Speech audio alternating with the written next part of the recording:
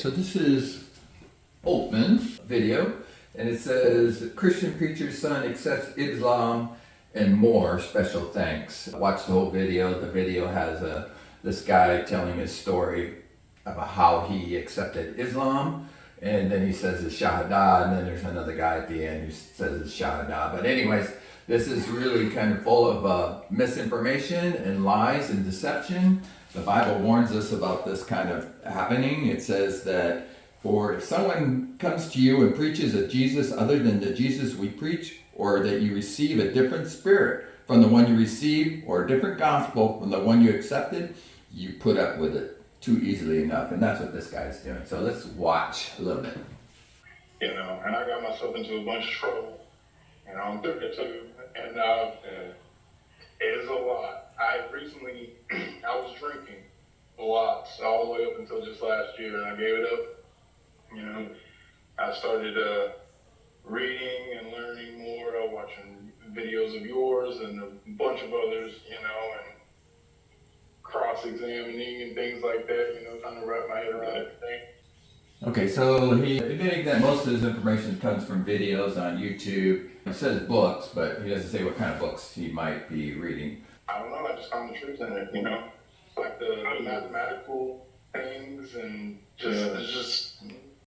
So this convert mentions mathematical things. This is what a Muslim scholar has said about his analysis on the numerology of the Quran. As a result of my study, I reached the data that the numeral miracle as presented in these books are not real at all. These books are based on conditions that are sometimes selective in order to prove the validity of this view in a way that makes the reader accept the preconceived results referred to above. The selective conditions sometimes lead the author to go against that which is proven according to the consensus of the Ummah, such as going against the spelling of the Imani Mustaf, which is not permissible at all, or adopting the spelling of some words which appeared in some mustas and without paying attention to the spelling of other mustas. It also goes against the basic principles of the Arabic language with regard to synonyms and antonyms. Please note that Uthman did not correct this new convert. How the Quran talks about the sun and the moon and the heavenly bodies being in an orbit. Well, that's not quite true. It's not really an orbit. On the contrary, the Quran teaches that the sun travels one end of space and returns back to a resting place. According to the Quran, that resting place is a muddy spring in Quran 1886.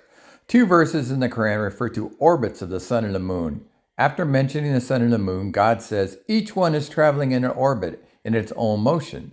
And that's Quran 21, 34, 36, and 40. Notice that that the Muslims can't produce a single verse from the Quran where it says that the earth is traveling in orbit. The reason for this is that there is no verse in the Quran stating this fact. The Quran implies that the earth is stationary in relationship to the sun and the moon. Thus, the Quran is using figurative language where it should never be interpreted as a scientific miracle. Okay, what about when he talked about salt water and seawater touching and not mixing, knowing that he had never been to a place where there was salt water, he had never been to the ocean, the Red Sea, the little rivers, and the Red Sea is a salt water body of water, but the Nile does go down to the Mediterranean. He's probably been to the Mediterranean. Mecca is not all that far from the ocean. To say that he was not near the ocean and he was a traveling salesman is really ridiculous. He could have easily seen salt water and fresh water being at the Nile River.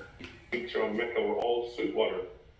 He guessed at it again and got it right? Okay, let's give him that. Then you're talking about mountains being pegs into the ground. He's not a geologist. He doesn't have drills to go into the ground and. So Muhammad wasn't a geologist, but he did have information about the Bible. It says, Lord, by your favor, you have made my mountains stand strong. And then again, hear you, O mountains, the Lord's complaint, and you strong foundations of the earth. And later he says, his foundations is in the holy mountains. So to talk about mountains stabilizing the earth is not such a strong miracle after all. See that. So no one says that mountains has pegs. They have foundations, they have rocks, they have bedrock. The plates that were, moving when they touched and they made into the mountain ranges that secured them and stopped them from shaking. How would he guess at all of that, right? Just maybe Muhammad heard it from the Bible. And the Bible is a good source. It's been checked out. In Luke, the beginning, it says, "Insomuch many have been taken into hand to set in order a narrative of those things which have been fulfilled among us, just as those who from the beginning were eyewitnesses and ministers of the word, delivered to them to us. It seemed good to me also, having been perfect understanding of all things from the very first, to write to you of an orderly account, most excellent Theolosoph, that you may know the certainty of all those things which you were instructed." Amen.